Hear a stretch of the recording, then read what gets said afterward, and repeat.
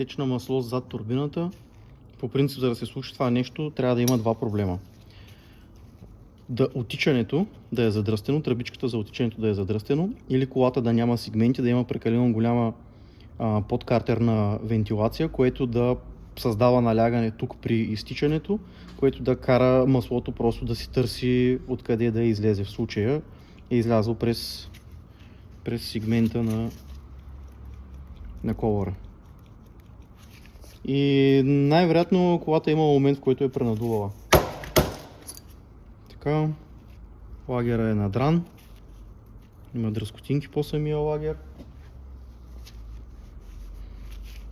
което означава, че колата има сажди вътре, което означава, че има проблем с дюзите.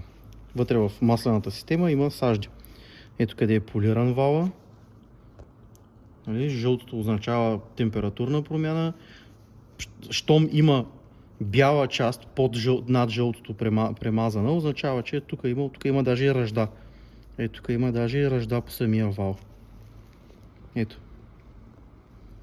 Тази кола не се сменят маслата достатъчно често, прегрява се. Не мисля да му правя хибрид на това момче, защото той очевидно не си поддържа правилно автомобила, не го експлоатира правилно.